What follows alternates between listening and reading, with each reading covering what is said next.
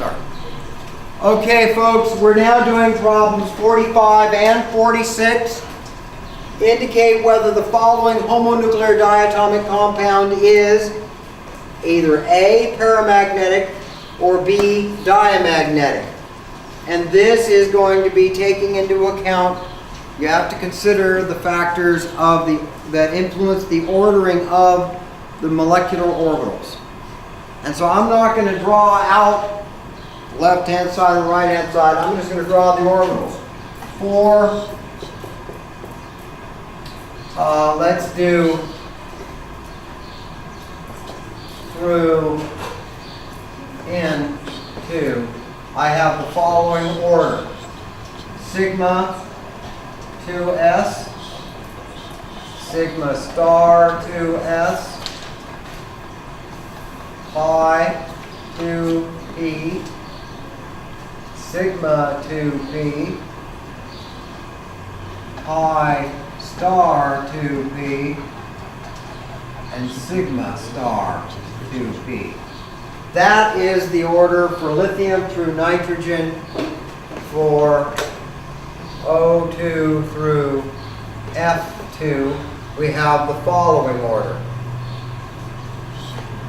Sigma 2s, sigma star 2s, sigma 2p, pi 2p, pi star 2p, and sigma star 2p. Okay? This is what you're going to need to know to answer this question. So you see what I was saying earlier about this is going to be coming up? Yes? Not to nitpick, but is there a reason why you put the sigma 2p below the pi 2p on that one, and then... That's the ever-loving point. Oh, okay. Yeah. Yeah, that's a very good, you're not being nitpicky at all. That's the ever-loving point. And the rationale for this, for anybody who missed it, is that because as we proceed across the periodic table in a row, we get more and more electronegative. And since, as we get more electronegative, the electrons are not going to be, are going to be held more tightly by the atoms. They're going to be more localized on the atoms themselves. So the sigma interaction, which if they're shared equally would look like this, as a sigma, is going to go with not a very electronegative atoms, is going to go to a situation where it's going to be like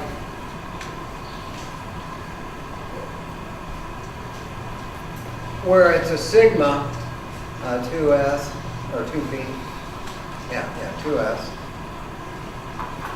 The sigma 2s here with more electronegative atom like oxygen and fluorine, it's localized mostly on the oxygen atoms. There's very little electron density there. And therefore, when I go to placing the pi, or not the pi, the p, sigma 2p, electron density, which is in the same region in space, if there's a lot of electron density in this region, it's going to repel this up above that of the energy of the 2 pi. Of the pi. Okay? Whereas, as I get over here to the right-hand side, I get more electronegative. I go from this sort of situation to this sort of situation, where the electron density is really mostly localized on the oxygen atoms themselves. So there's not that much electron density in this region to repel this electron density, and therefore this sigma 2p drops below that. The energy of the sigma 2p drops below the energy of the pi 2p. Okay? Does that make sense? And again, this comes with the repetition. Okay? So you have to go over this rationale until it gets centered in. But this question is about that. So now I can answer my question. For boron, how many electrons? What group is boron? 3. What? 3. Group 3. So each boron atom is going to contribute 3 electrons, right? That's going to give me how many total? So it's 1. Where's that one? It's 1, 2, 3, 4, 5, 6. And now my bond order is going to be, what am I asking? Paramagnetic or diamagnetic? Well, is this paramagnetic or diamagnetic? There are unpaired electrons. Notice I had to place these electrons into these pi orbitals. I didn't pair up first. That's Hund's rule. I have to half fill every orbital of the same energy before I start to pair them up. And so this is indeed, there exist unpaired electrons. It's paramagnetic, so B2 is A. Now, for C2, and again, this is in this series, so this is the orbital diagram I'm going to use to fill up. Now, carbon has how many? 4.